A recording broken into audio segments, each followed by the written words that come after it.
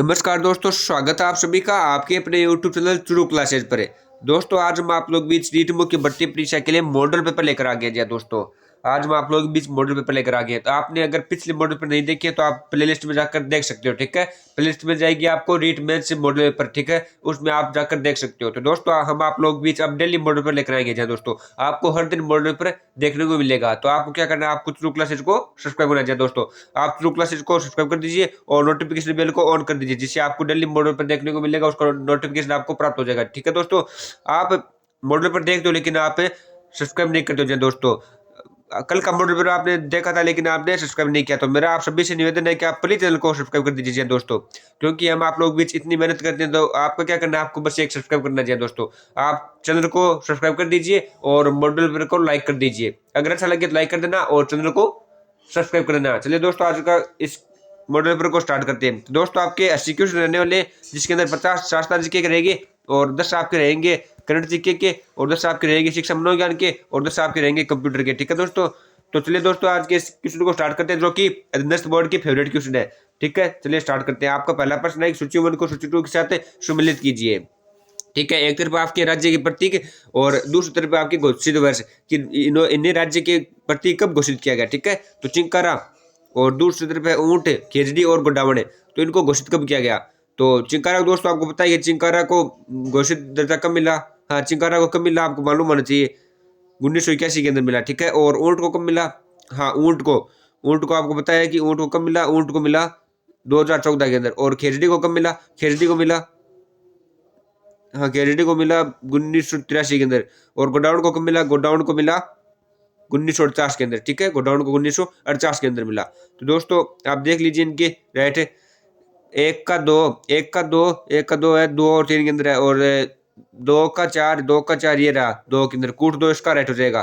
ठीक है, चिंकारा को कब मिला, चिंकारा 1981 के अंदर दर्जा मिला। और ऊंट को कब मिला, ऊंट को कब मिला, ऊंट को 2014 के अंदर मिला। और गोडाउन को कब मिला, गोडाउन को कब मिला, हाँ गोडाउन को आपको मिला 1950 के अंदर और खेजड़ी को मिला 1983 के अंदर। ठीक है, तो ये आपके राज्य प्रतीक है। ठीक है, राज्य प्रतीक है। ऊंट को क्या कहते हैं, राज्य पशु कहते हैं, इस हिसाब से आपके राज्य प्रतीक है। ठीक है, अगला प्रश्न देखते हैं आपका।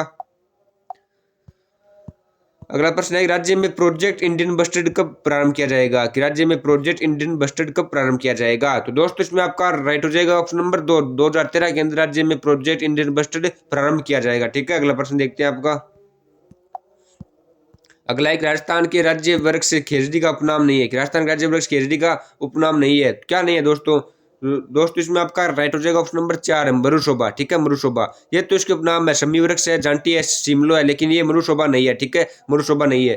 तो ये भी आपको पूछ सकते हैं, राजस्थान के राज्य वृक्ष खेजड़ी का उपनाम क्या है। शमी वृक्ष है, जांटी है और शिमलो है। ठीक है, शिमलो, शिमलो, जांटी और शमी वृक्ष, लेकिन ये मरुशोभा नहीं है। ठीक है, अगला प्रश्न देखते हैं आपका।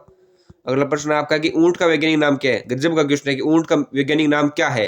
तो दोस्तों इसमें आपका राइट हो जाएगा ऑप्शन नंबर, हाँ इसमें आपका ऑप्शन नंबर 4 इसका राइट हो जाएगा, केमेल, केमेल से ड्रोमेडेरियस, केमेल से ड्रोमेडेरियस।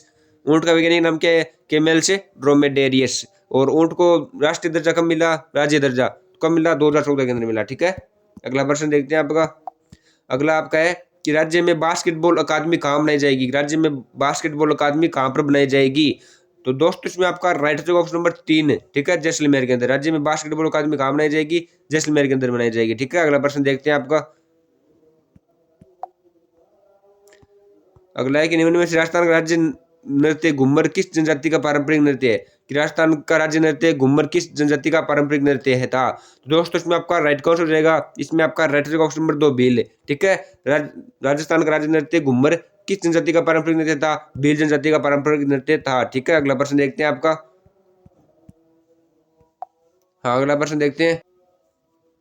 अगला है कि निम्न में से कौन सा साक्ष्य कालीबंगा उत्खनन से प्राप्त हुए हैं। तो आपको साक्ष्य बताना है कि ये कालीबंगा उत्खनन से प्राप्त हुए हैं। तो ऑप्शन नंबर 1 दे रखा है बेलनाकार मोहरे, ये प्राप्त हुए थे। ऑप्शन नंबर 2 दे रखा है लाल रंग के मिट्टी के बर्तन, ये भी थे। और भूकंप के प्राचीनतम साक्ष्य ये भी थे। और मातृशक्ति की मूर्ति ये नहीं थी। ठीक है, तो दोस्तों 1, 2 और 3 थे, चौथा नहीं था। देख लीजिए कूट के अंदर कहाँ पर है, हाँ 3 नंबर है, 1, 2 व 3। ठीक है, इसमें आपका 3 नंबर राइट हो जाएगा। ठीक है, अगला प्रश्न देखते हैं आपका।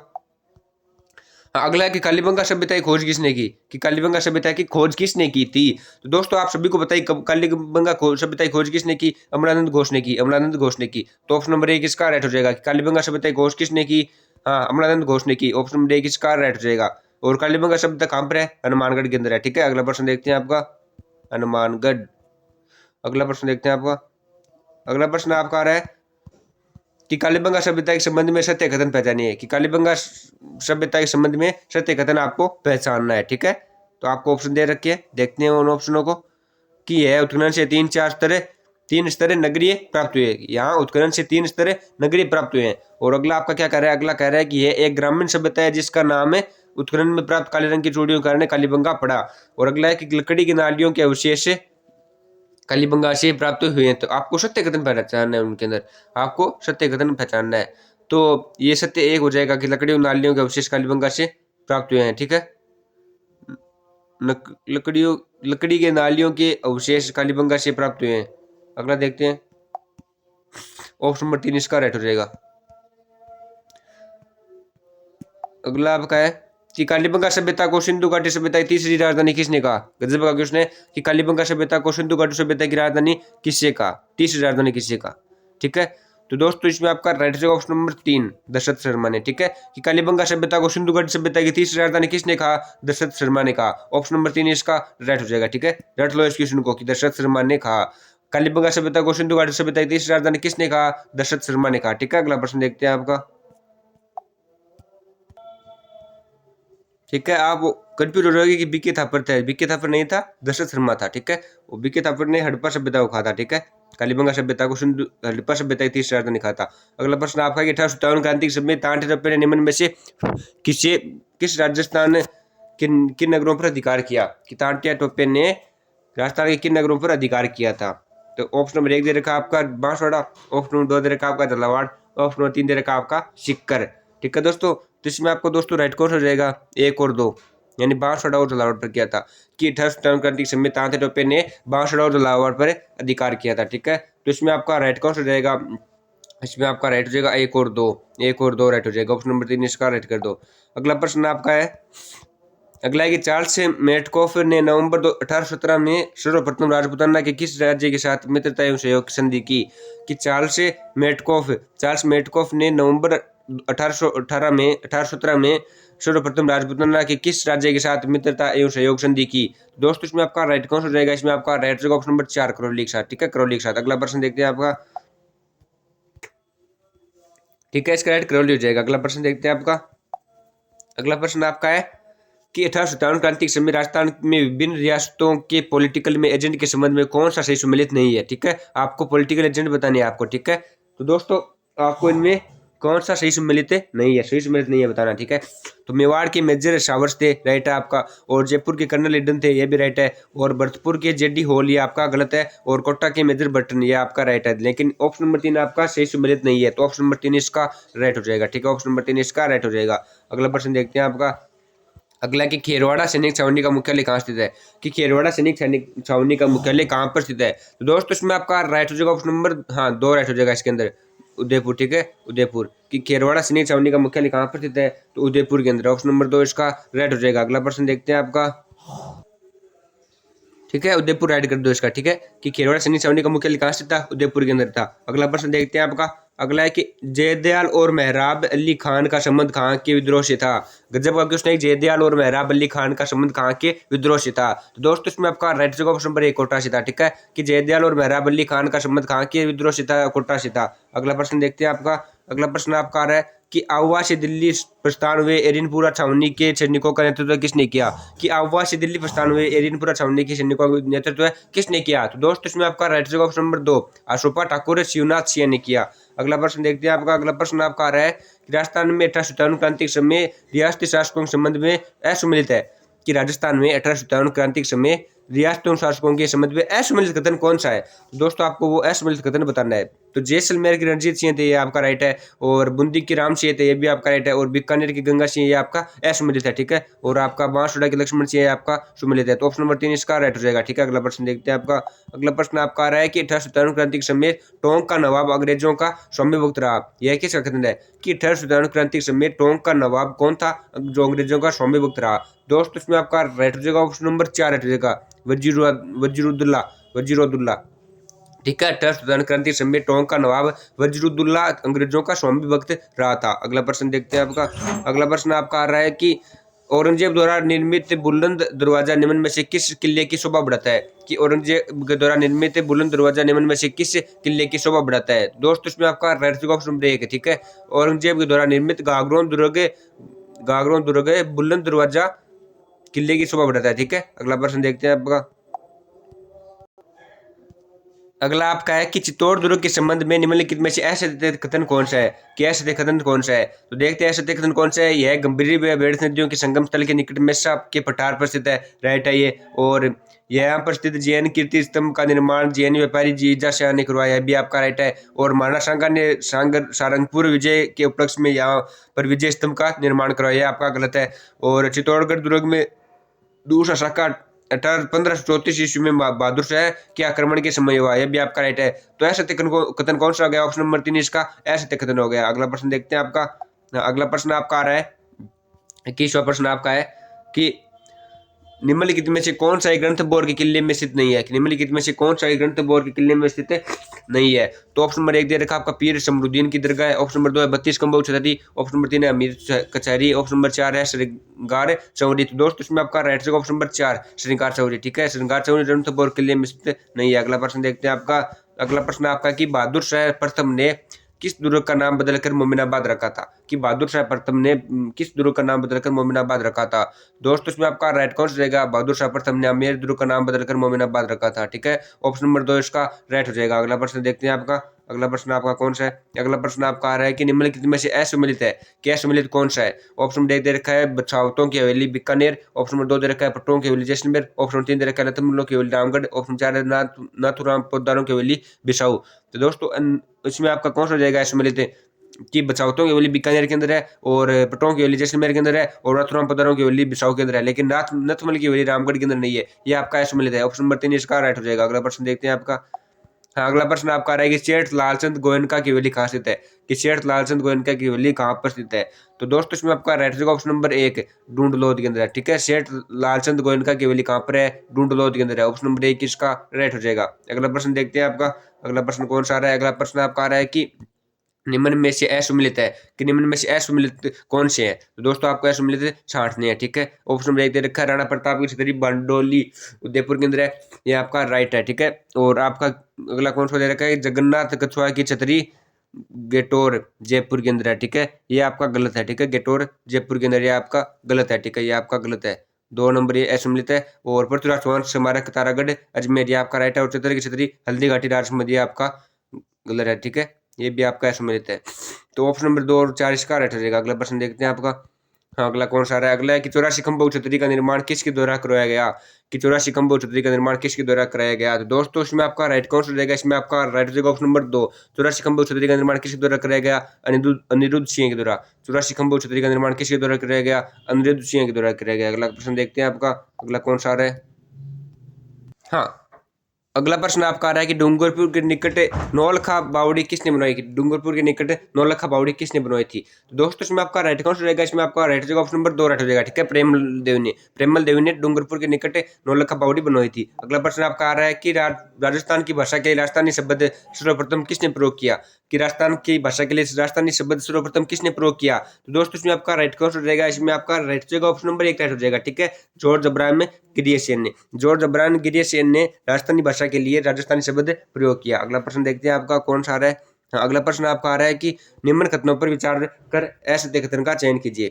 कि निम्न कथनों पर विचार करके असत्य कथन का आपको चयन करना है, ठीक है। असत्य कथन का आपको चयन करना है, कौन सा असत्य कथन है। दोस्तों ऑप्शन नंबर 1 दे रखा है कि उदयतन सूरी की कुआयलमाला में मारवाड़ क्षेत्र की भाषा को मरुवाणी कहा गया है। तो दोस्तों ये कथन आपका सत्य है, ठीक है। सत्य है। और अगला है कि अबुल फजल की आईन अकबरी में भी मारवाड़ी भाषा का उल्लेख हुआ है, यह भी आपका सत्य है। और 1450 से 1650 ईस्वी तक राजस्थानी भाषा का स्वर्ण युग माना जाता है। दोस्तों ये आपका गलत है, ऑप्शन नंबर 3 आपका असत्य है। अगला है कि डॉक्टर के एम मुंशी के अनुसार राजस्थानी भाषा का विकास मुरु गुर्जरी प्रवंश में हुआ, यह भी आपका राइट है, लेकिन ये ऑप्शन नंबर 3 आपका गलत है। तो इसमें आपका ऑप्शन नंबर 3 इसका करेक्ट हो जाएगा, ठीक है। ऑप्शन नंबर 3 इसका ऐसे कथन हो जाएगा। अगला प्रश्न देखते हैं आपका कौन सा है। हाँ, अगला प्रश्न आपका आ रहा है कि वह बोली जो मारवाड़ी व मालवी का मिश्रण है तथा अपनी कृक्षता के लिए जानी जाती है, कि वह बोली कौन सी है जो मारवाड़ी और मालवी का मिश्रण है और अपनी कृक्षता के लिए जानी जाती है। तो दोस्तों इसमें आपका राइट हो जाएगा, ऑप्शन नंबर 4 राइट हो जाएगा, रांगड़ी, ठीक है। रांगड़ी मारू रांगड़ी मारवाड़ी और मालवी का मिश्रण है और अपनी कृक्षता के लिए जानी जाती है, ठीक है। अगला प्रश्न देखते हैं आपका। हाँ, अगला प्रश्न देखते हैं आपका। हाँ, अगला आपका है कि निम्न में से कौन सी विशेषता डिंगल भाषा की नहीं है, कि निम्न में से कौन सी विशेषता डिंगल भाषा की नहीं है। तो दोस्तों ऑप्शन नंबर 1 दे रखा है आपका कि यह पश्चिमी राजस्थान की काव्य शैली है, ये है विशेषता इसकी। और अधिकांश साहित्य चारण कवियों द्वारा रचित है, ये भी आपकी है। और अगला है कि डिंगल साहित्य छंद और पदों के रूप में लिखा गया है, लेकिन ये आपका डिंगल भाषा की विशेषता नहीं है ये। और अगला है कि इसका विकास गुर्जरी प्रवंश में हुआ है, ये भी आपका राइट है, लेकिन ऑप्शन नंबर 3 इसकी विशेषता नहीं है। तो ऑप्शन नंबर 3 इसका राइट कर दो। अगला प्रश्न देखते हैं आपका। अगला आपका 32वां प्रश्न देखते हैं। अगला है कि जालौर की आहोर तहसील व पाली जिलों के बल्ली क्षेत्र में बोली जाने वाली बोली कौन सी है, कि जालौर की आहोर तहसील व पाली जिले के बल्ली क्षेत्र में बोली जाने वाली बोली कौन सी है। तो दोस्तों इसमें आपका राइट कौन सा रहेगा, इसमें आपका राइट रहेगा ऑप्शन नंबर 2 गोडवाड़ी, ठीक है। गोडवाड़ी जालौर की आहोर तहसील व पाली जिले के बाली क्षेत्र में बोली जाती है गोडवाड़ी। अगला प्रश्न देखते हैं आपका। अगला प्रश्न है कि भारत में रेडियो प्रसारण की शुरुआत कब हुई। गजब का क्वेश्चन है कि भारत में रेडियो प्रसारण की शुरुआत कब हुई। तो दोस्तों इसमें आपका राइट हो जाएगा ऑप्शन नंबर 1 1927 में। भारत में रेडियो प्रसारण की शुरुआत कब हुई, 1927 ईस्वी में, ठीक है। अगले प्रश्न की तरफ बढ़ने से पहले हम आप लोग दोस्तों एक मेन बात बता देते हैं कि आपने अभी तक जरूर क्लासेज को सब्सक्राइब नहीं किया, जरूर क्लासेज को सब्सक्राइब कर लीजिए दोस्तों, जरूर क्लासेज को सब्सक्राइब कर लीजिए आप पहले, ठीक है। अगला प्रश्न देखते हैं। जो चैनल पर पहली बार विजिट कर रहा है और जिसने अभी तक इतना मॉडल पर देख लिया तो चैनल को सब्सक्राइब जरूर करना चाहिए दोस्तों। आप शुरू क्लासेज को सब्सक्राइब कर लीजिए। शुरू क्लासेज में आपको रिटमो की भर्ती परीक्षा के लिए मॉडल पर आपको डेली मिल रही है, ठीक है। अगला कि भारत के प्रथम कृत्रिम उपग्रह का नाम क्या है, कि भारत के प्रथम प्रथम कृत्रिम उपग्रह का नाम क्या है। दोस्तों इसमें आपका राइट रहेगा ऑप्शन नंबर 1 2 आर्यभट्ट, ठीक है। कि भारत के प्रथम कृत्रिम उपग्रह का नाम क्या है, आर्यभट्ट है, ऑप्शन नंबर 2 इसका राइट हो जाएगा। अगला प्रश्न देखते हैं आपका। हाँ, अगला प्रश्न आपका आ रहा है कि भारत में इंटरनेट सेवा सर्वप्रथम किसके द्वारा शुरू की गई, कि भारत में इंटरनेट सेवा सर्वप्रथम किसके द्वारा शुरू की गई। दोस्तों इसमें आपका राइट कौन सा रहेगा। हाँ, इसमें आपका राइट रहेगा option number 2 V S N L के द्वारा, VSNL। आप कहेगी BSNL नहीं, VSNL। भारत में इंटरनेट सेवा सर्वप्रथम किसके द्वारा शुरू की गई, VSNL, ठीक है, VSNL। अगला प्रश्न देखते हैं आपका। अगला है कि पहली फ्री ईमेल सेवा हॉटमेल के जन्मदाता कौन है, कि पहली फ्री ईमेल सेवा हॉटमेल के जन्मदाता कौन है। तो दोस्तों इसमें आपका राइट रहेगा ऑप्शन नंबर 3 शब्बीर भाटिया, ठीक है। शब्बीर भाटिया भारत की पहली फ्री ईमेल सेवा हॉटमेल के जन्मदाता है, ठीक है। अगला प्रश्न देखते हैं आपका। अगला प्रश्न है कि भारत में 1851 में सर्वप्रथम टेलीग्राफ सेवा कितने दो स्थानों के बीच प्रारंभ की गई, कि भारत में 1851 ईस्वी में सर्वप्रथम टेलीग्राफ सेवा किन दो स्थानों के बीच प्रारंभ की गई। दोस्तों इसमें आपका राइट रहेगा ऑप्शन नंबर 4 कोलकाता और डायमंड हार्बर। कोलकाता व डायमंड हार्बर के मध्य भारत में 1851 ईस्वी में टेलीग्राफ सेवा प्रारंभ की गई। अगला प्रश्न आपका है कि शिक्षा का अधिकार अधिनियम 2009 में किस वर्ष किए गए संशोधन 3 के द्वारा असुविधाग्रस्त समूह के बालकों के समूह में निःशुल्क बालक को जोड़ा गया है। तो दोस्तों इसमें आपका राइट कौन सा रहेगा, इसमें आपका राइट रहेगा ऑप्शन नंबर 1 2012 में, ठीक है, 2012 में। अगला प्रश्न आपका आ रहा है कि RT अधिनियम 2009 में धारा 7 के तहत निम्नलिखित में से कौन सा उत्तरदायित्व केवल केंद्र सरकार का है। दोस्तों इसमें आपका राइट कौन सा रहेगा कि कौन सा उत्तरदायित्व केंद्र सरकार का है। ऑप्शन नंबर 1 है RT अधिनियम को लागू करने के लिए आवश्यक पूंजी व आवर्ती खर्चों का अवकलन करना, ये नहीं है। और अगला है कि राष्ट्रीय पाठ्यचर्या रूपरेखा तैयार करना। अगला है कि शिक्षकों के प्रशिक्षण हेतु मानकों का विकास करना। और अगला है कि उपयुक्त सभी। दोस्तों इसमें आपका राइट कौन सा रहेगा, उपयुक्त सभी हो जाएंगे। ऑप्शन नंबर 1 2 और 3 इसके राइट हो जाएंगे। अगला प्रश्न आपका आ रहा है कि RT अधिनियम में 2009 की धारा 13 के तहत माता पिता का बालक दंडनीय को अनुवीक्षण प्रक्रिया के अधीन रखने के लिए द्वितीय उल्लंघन पर जुर्माना कितना है, कि RT अधिनियम 2009 की धारा 13 के तहत माता पिता का बालक दंडनीय को अनुवीक्षण प्रक्रिया के अधीन रखने के द्वितीय उल्लंघन पर जुर्माना राशि कितनी है। तो दोस्तों इसमें आपका राइट हो जाएगा ऑप्शन नंबर 2, ठीक है, कितनी है 50,000 रुपये, ठीक है, ऑप्शन नंबर 2 इसका राइट हो जाएगा। अगला प्रश्न आपका आ रहा है कि आरटीई अधिनियम 2009 के अंतर्गत सत्य कथन कौन सा है? कि आरटीई अधिनियम 2009 के अंतर्गत सत्य कथन कौन सा है? दोस्तों आपको सत्य कथन बताना है तो ऑप्शन नंबर एक दे रखा है, यह अधिनियम मदरसों व तथा वैदिक पाठशालाओं पर लागू होगा, ये आपका गलत है। और ऑप्शन नंबर दो दे रखा है कि यह अधिनियम राष्ट्रपति द्वारा अधिनियमित होने के दो अधिनियम होने के दिन से ही लागू होगा, ये भी आपका गलत है। अगला है कि संविधान के अनुच्छेद 29 व 30 के दिन रहते हुए यह अधिनियम लागू हो, ये आपका करेक्ट है, ठीक है, ये आपका करेक्ट है। अगला है कि इसके अंतर्गत कैपिटेशन फीस प्रति व्यक्ति फीस से तात्पर्य विद्यालय द्वारा घोषित फीस है, ये आपका गलत है। ऑप्शन नंबर 3 इसका राइट है, ठीक है, कि संविधान के अनुच्छेद 29 व 30 के अधीन रहते हुए यह अधिनियम लागू हो, ठीक है। अगला प्रश्न देखते हैं आपका। अगला प्रश्न आपका आ रहा है कि भारत के मूल संविधान में 14 वर्ष तक के बच्चों के लिए निःशुल्क व अनिवार्य शिक्षा संबंधी प्रावधान किया गया था। कि भारत के मूल संविधान में 14 वर्ष तक के बच्चों के लिए निःशुल्क व अनिवार्य शिक्षा संबंधी प्रावधान किया गया था। तो दोस्तों कौन सा प्रावधान किया गया था? हाँ, कि नीति निर्देशक तत्वों में किया गया था, नीति निर्देशक तत्वों में किया गया था, ठीक है। ऑप्शन नंबर 2 इसका राइट रहेगा। अगला प्रश्न आपका आ रहा है कि आरटीई अधिनियम 2009 की धारा 21 के तहत निम्नलिखित में से कौन से विद्यालय में विद्यालय प्रबंधन समिति केवल सलाहकारी कार्य करेगी? कि आरटीई अधिनियम 2009 की धारा 21 के तहत निम्नलिखित में से कौन से विद्यालय में विद्यालय प्रबंधन समिति केवल सलाहकारी कार्य करेगी? तो दोस्तों इसमें आपका राइट कौन सा रहेगा? इसमें आपका राइट रहेगा ऑप्शन नंबर 4, ठीक है, 1 व 2, यानी अल्पसंख्यक द्वारा स्थापित विद्यालय और सरकार द्वारा अनुदान प्राप्त विद्यालय, ठीक है, कि अल्पसंख्यक द्वारा स्थापित विद्यालय और सरकार द्वारा अनुदान प्राप्त विद्यालय, 1 व 2 हो जाएंगे, ठीक है। अगला प्रश्न देखते हैं आपका। अगला है कि यदि कोई बालक 11 वर्ष की उम्र में विद्यालय में प्रवेश लेता है तो उसे विद्यालय में प्रवेश दिया जाएगा। कि यदि कोई बालक 11 वर्ष की उम्र के में विद्यालय में प्रवेश लेता है तो उसे विद्यालय में किस आधार पर प्रवेश दिया जाएगा? हाँ, उसे उम्र के आधार पर प्रवेश दिया जाएगा, ठीक है, उम्र के आधार पर। अगला प्रश्न आपका है कि आरटीई अधिनियम के तहत निम्नलिखित को सम्मिलित कीजिए। कि आरटीई अधिनियम के तहत आपको सम्मिलित करना है, ठीक है। ऑप्शन नंबर 1 दे रखा आपका अध्याय 4, अध्याय 4 को आपको सम्मिलित करना है, ठीक है। आपको एक तरफ अध्याय दे रखे हैं, दूसरी तरफ आपको उनको सम्मिलित करना है। दोस्तों आपको मालूम होना चाहिए, हाँ, कोड दे रखे हैं नीचे आपके, छोटा कर देता हूँ मैं इसको। हाँ, अब देख लीजिए आप इस क्वेश्चन को कि आठवीं अधिनियम के तहत निम्न को सम्मिलित कीजिए, आपको सम्मिलित करना है इनको, ठीक है। अध्याय 4 का संबंध है किससे? कि यह विद्यालयों में व शिक्षकों के उत्तरदायित्व है, ठीक है। और अध्याय सेकंड क्या कहता है? अध्याय सेकंड का अधिकार क्या है दोस्तों? अध्याय सेकंड का अधिकार क्या है? नहीं, अध्याय सेकंड क्या है? हाँ, अध्याय सेकंड का है निःशुल्क व अनिवार्य शिक्षा का अधिकार, ठीक है। और आपका अध्याय 6 क्या कहता है? अध्याय 6 आपका कहता है कि बालकों के अधिकार का संरक्षण। और अध्याय 3 क्या कहता है आपका? कि समुचित सरकार, स्थानीय प्राधिकारी तथा माता पिता का कर्तव्य है। तो दोस्तों इसमें आपका ऑप्शन नंबर 2 कोट राइट हो जाएगा, ठीक है, ऑप्शन नंबर 2 कोट इसका राइट हो जाएगा। अगला प्रश्न देखते हैं आपका। अगला है कि आरटीई अधिनियम 2009 की धारा 23 के अधीन केंद्र सरकार द्वारा घोषित शैक्षणिक प्राधिकारी है। कि आरटीई अधिनियम 2009 की धारा 23 के अधीन केंद्र सरकार द्वारा घोषित शैक्षणिक प्राधिकारी कौन है? ऑप्शन नंबर 1 दे रखा है आपका एनसीईआरटी, ऑप्शन नंबर 2 है एसआईएएमटी, ऑप्शन नंबर 3 है एनआईएपीए, ऑप्शन नंबर 4 है एनसीटीए। दोस्तों इसमें आपका राइट कौन सा हो जाएगा? इसमें आपका राइट रहेगा ऑप्शन नंबर 4, ठीक है, एनसीटीई, ठीक है। अगला प्रश्न आपका आ रहा है। अगला है कि निःशुल्क व अनिवार्य शिक्षा अधिनियम की धारा 12 में विद्यालय के उत्तरदायित्व के संबंध में असत्य कथन की आपको पहचान करनी है, ठीक है, असत्य कथन की आपको पहचान करनी है। तो ऑप्शन नंबर 1 दे रखा है निजी विद्यालय कक्षा की कुल क्षमता की 25% सीट पर निर्बल व असुविधाग्रस्त बालकों को निःशुल्क उपलब्ध करवाया जाएगा, ठीक है। और अगला है कि धारा 12 के अंतर्गत विद्यालय का दायित्व केवल प्राथमिक शिक्षा 6 वर्ष की आयु से प्रवेश पर ही लागू होगा, यह आपका गलत है, ठीक है। अगला है कि समुचित सरकार द्वारा स्थापित विद्यालय पूर्णतः निःशुल्क व अनिवार्य शिक्षा प्रदान करेगा, यह आपका राइट है।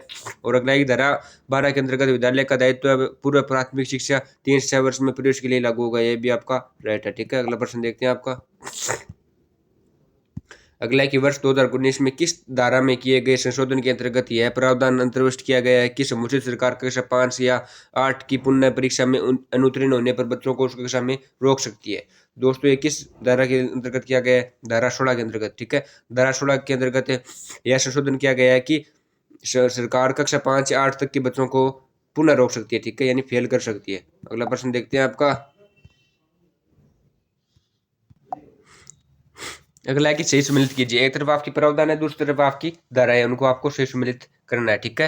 तो छात्र शिक्षक अनुपात ये आपका धारा 25 के अंतर्गत है। और आपका पाठ्यक्रम मूल्यांकन प्रक्रिया 29 के अंदर है और विद्यालय विकास योजना धारा 22 के अंतर्गत है। और आपका प्रवेश के लिए आयोग का सबूत ये आपका धारा 14 के अंतर्गत है। ठीक है, तो सही सम्मिलित आपके हो गए। तो आपको देख लेना है कि कौन से कूट के अंदर है। पहले का पहला, दूसरे और तीसरे के अंदर है, लेकिन दूसरे का दूसरा इसके अंदर भी है, और तीसरे का तीसरा यहाँ धारा कूट 2 के अंदर है। कूट 2 इसका राइट हो जाएगा। ठीक है, अगला प्रश्न देखते हैं आपका 50वां प्रश्न है, निम्न में से असत्य कथन कौन सा है? कि निम्न में से असत्य कथन कौन सा है? असत्य कथन आपको बताना है, फिर आपका कूट को चयन करना है आपको। ठीक है, कूट का आपको चयन करना है, असत्य कथन कौन सा है। तो राजस्थान का अक्षांशीय विस्तार 8.47 अक्षांशों में है, यह आपका गलत है।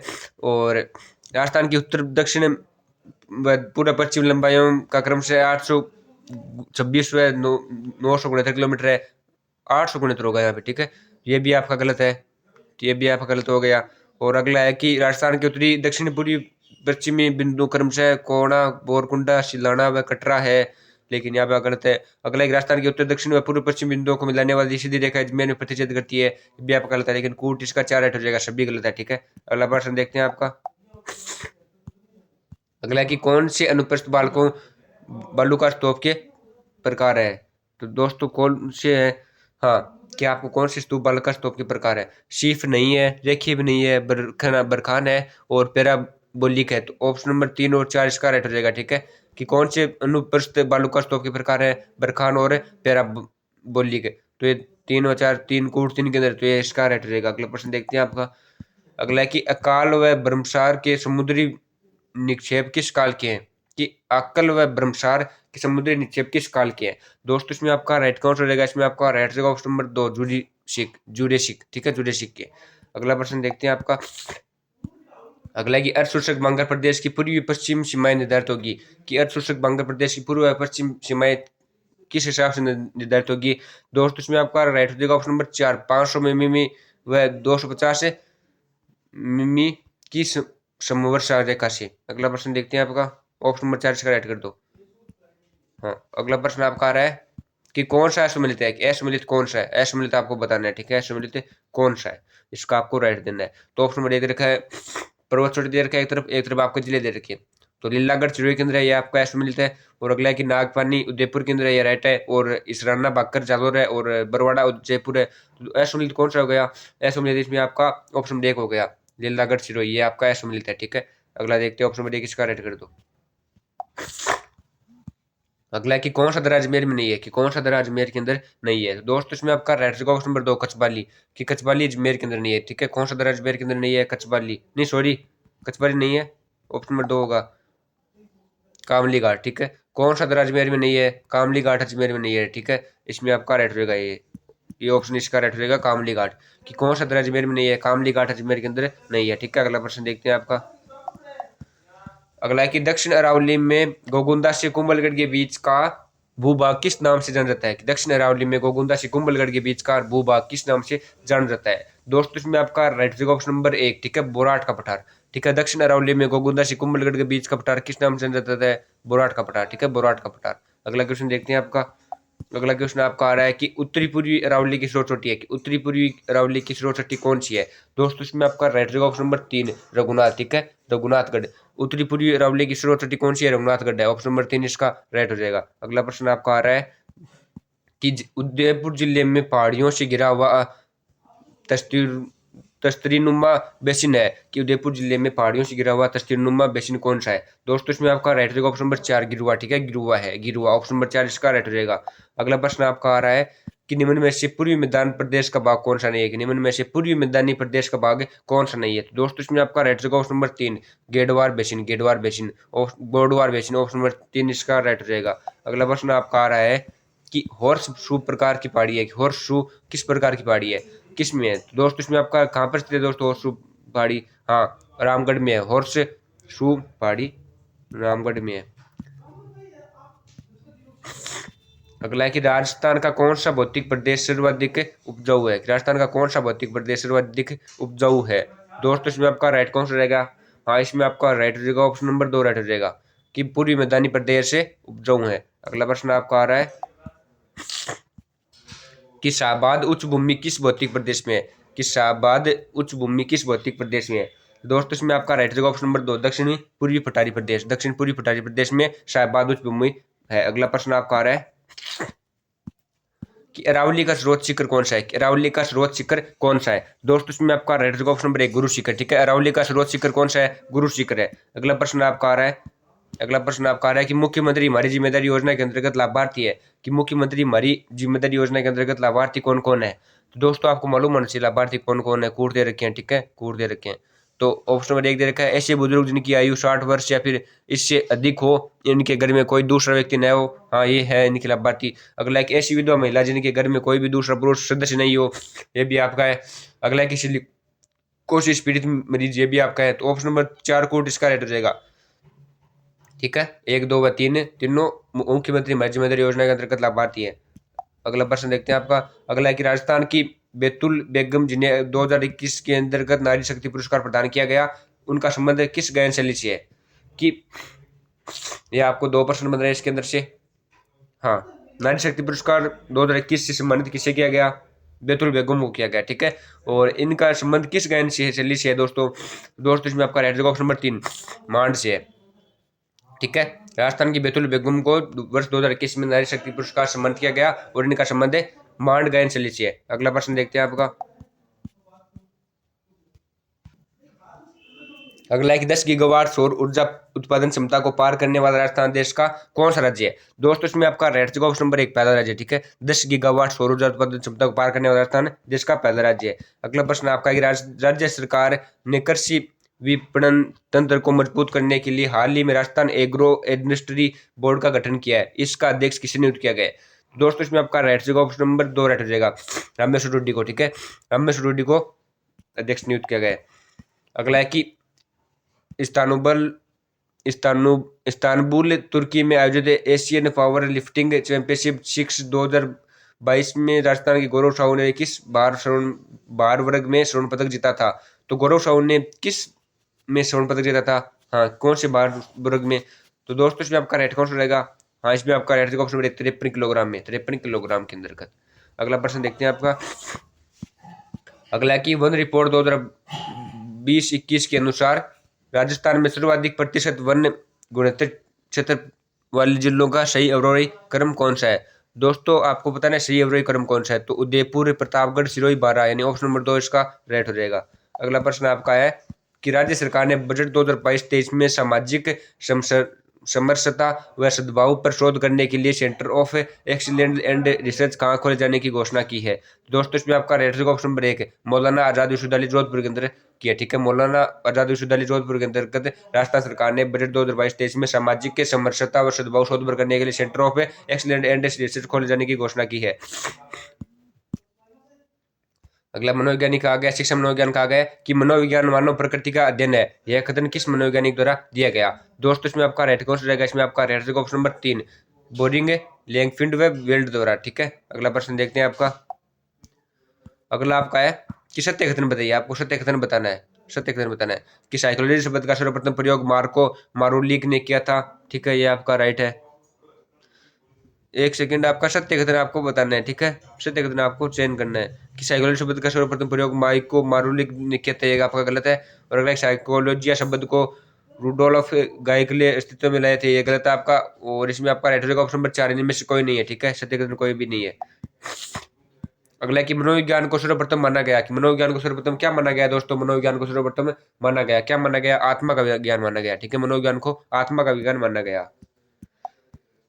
अगला प्रश्न आपका आ रहा है कि असम्मिलित को छांटिए, आपको असम्मिलित को छांटना है कि आत्मा अरस्तु है, राइट है, और मन लोक है, राइट है, और चेतना थॉमस रीड है, ये आपका गलत है, और व्यवहार वाटसन है, ये आपका राइट है। ऑप्शन नंबर 3 इसका असम्मिलित हो जाएगा, ठीक है।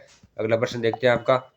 अगला है कि इंडियन साइक्लो एनालिटिकल एसोसिएशन की स्थापना हुई, कब हुई दोस्तों इसमें आपका राइट ऑप्शन नंबर 3 1922 के अंदर इंडियन साइक्लो एनालिटिकल एसोसिएशन की स्थापना हुई 1922 के अंदर, ठीक है। अगला प्रश्न देखते हैं आपका। अगला प्रश्न आपका आ रहा है कि शिक्षा मनोविज्ञान शैक्षणिक विकास का कर्मिक अध्ययन है, यह कथन किस मनोवैज्ञानिक ने दिया। कि शिक्षा मनोविज्ञान शैक्षणिक विकास का कर्मिक अध्ययन है, यह कथन किस मनोवैज्ञानिक ने दिया। दोस्तों इसमें आपका राइट ऑप्शन नंबर 1 स्टीफन ने कौन सा कथन दिया कि शिक्षा मनोविज्ञान शैक्षणिक विकास का कर्मिक अध्ययन है। अगला प्रश्न आपका आ रहा है कि निम्न में से कौन सा शिक्षा मनोविज्ञान से संबंधित नहीं है, निम्न में से कौन सा शिक्षा मनोविज्ञान से संबंधित नहीं है। तो दोस्तों आपको कौन सा बताना है, तो संबंधित नहीं है, यह नियामक विज्ञान है, यह इसका संबंधित है, और यह प्राकृतिक विज्ञान की तरह पूर्ण है, यह भी संबंधित है, यह शुद्ध मनोविज्ञान है, यह भी आपका संबंधित है। लेकिन आपका कौन सा नहीं है, यह शिक्षण व अधिगम से संबंधित है, यह आपका संबंधित नहीं है। ठीक है, कौन सा संबंधित है, ये संबंधित है इसका। ठीक है, ये तीन संबंधित नहीं है, ये संबंधित है।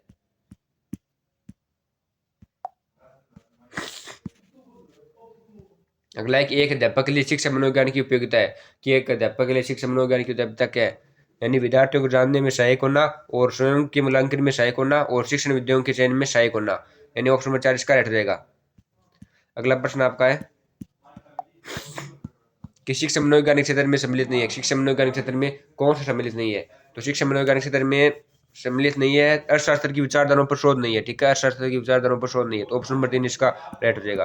आज का अंतिम प्रश्न है आपका कि असम्मिलित को छांटिए, असम्मिलित को आपको छांटना है। ठीक है, ऑप्शन नंबर 1 दे रखा है मानवतावाद रोजर्स, ये राइट है इसका। और अगला है कि प्रकार्यवाद जेम्स, ये भी राइट है। और पूर्णांगवाद मैकडूल, ये आपका गलत है। और संरचनावाद वुडट, ये इसका राइट है। लेकिन ऑप्शन नंबर 3 इसका असम्मिलित हो जाएगा, ऑप्शन नंबर 3 इसका असम्मिलित हो जाएगा। ठीक है, आज का मॉडल पेपर दोस्तों यहीं पे समाप्त होता है। आपको ये मॉडल पेपर कैसा लगा कमेंट करके जरूर बताना, और आपने कितने क्वेश्चन सही किए ये भी मैं कमेंट करके जरूर बताना। दोस्तों आपने 80 में से कितने क्वेश्चन सही किए ये भी मैं कमेंट करके जरूर बताना। और शुरू क्लासेज को सब्सक्राइब कर देना दोस्तों, शुरू क्लासेज को सब्सक्राइब कर दीजिए, क्योंकि आपको शुरू क्लासेज पर नीट मुख्य भर्ती परीक्षा के लिए मॉडल पेपर आपको डेली मिलेंगे। तो प्लीज आप सब्सक्राइब कर देना और मॉडल पेपर को लाइक कर देना। धन्यवाद दोस्तों, बने रहिए शुरू क्लासेज के साथ। लाइक शेयर एंड सब्सक्राइब शुरू क्लासेज। धन्यवाद।